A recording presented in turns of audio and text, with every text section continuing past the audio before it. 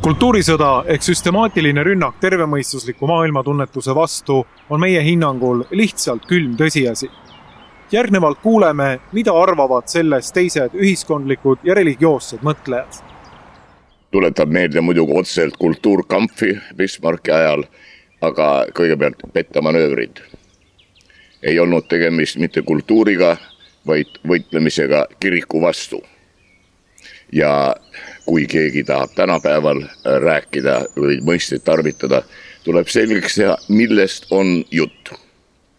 Nõukaajal võõrutati meid mõtlemisest. Ärge mõtelge, partei mõtleb. Ja meie võitlus peaks olema niisuguse mõtlemiskultuuri eest, mitte vastu. Kõike võib arutada, ei ole vaja sõda pidada, ei ole vaja pauku teha. See on siis kristlik vaatepunkt. Meie võitleme millegi eest, mitte kellegi millegi vastu. Meil on ju vana tuttav Heraklitos ammu enne Kristust, kes õpetas põhiliselt, et sõda on kõige algus ja kuningas. Peaks ütlema, sõda on kõigi surnumatja. Aga nii ta ütles ja mõned armastavad hirmsust moodi pauku teha, igal tingimusel teevad. Ja teevad sõda.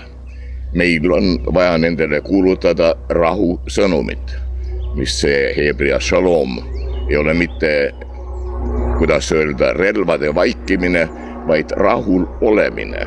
Nii et õndsad on rahu tegijad, õndsad need, kes rahul olemist loovad. Praegu tulevad ju põgenikud ka sellepärast Euroopasse. Siin vähemalt ei tapeta. Selle on meie esivanemad Euroopa kristlased üles ehitanud. See on siin väärtus, kedagi ei tapeta. Inimelu on suur väärtus. Soomlased tulid meil appi võitlema mitte venelaste vastu, vaid Eesti iseseisvuse eest. Meie Soome poisid läksime Soome mitte kedagi tapma, vaid võitlema Soome vabaduse ja Eesti au eest. Ja meil on siin tuntud siis see Heinz Valgu kuulus lendsõna, me võidame nagunii. See ei ole sõjavõit. Kristlane peaks ütlema, me oleme juba ammu võitnud 2000 aastat tagasi. Küsimus on sellest, kas mina võidu pärja saan. Ja siin oleks meie lipukiri rohkem sportlik. Nagu apostel Paulus ütleb oma kirjades, ma olen head võitlust võidelnud, sama võime ütelda võistlust, nüüd ootab mind võidupärg ja kõiki muid. Ja jookske teie nii, et te võidupärja pärite. See on kristlik seisukoht. Meil on kahjuks moeks lahmimine ja meil on hirmus kiire, ei ole aega mõtelda. Mina arvan, et Maarjamaa kristlased peaksid selle eest võitlema, et meil õppekavas, kooli õppekavas oleks mõtlemise õpetus. Kõike võib arutada ja meie ristirahvas oleme nõus kõike arutama, mitte peale suruda laskma, siis me muidugi kaitseme ennast. Ristirahva kohustuseks jääb sellele vaatamata, mis teised teevad, selle ette muretseda, et mina võidupärja saan. Ja tunnistagem kõik, et oleme patused ja et see on Jumala armust. Mina olen maailma võitnud, ütleb Jeesus, ja see on mulle ilmselge. Kas ka mina sellest osa saan? See on veel tuleviku küsimus. Piibli esimene lehekülg on ju kasvage teid saagu palju ja alistage maa. See on loodusseadus, see on looja käsk ja kõik peaksid sõna kuulama ja lapsi kasvatama. Kes seda ei tee ja teadlikult looja seadusele vastu hakkab, selle üle otsustab looja.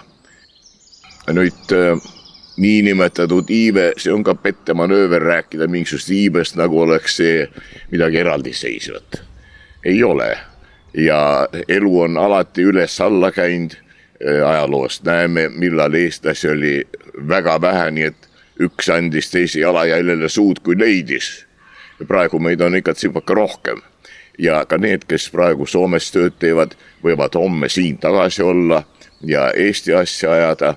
Me ei oska seda ette öelda, küll aga võime ja peame selle üle mõtlema, seda rahulikult arutama ja kõik tegema, mis meie võimuses on, et asjad paremuse poole pöörduksid.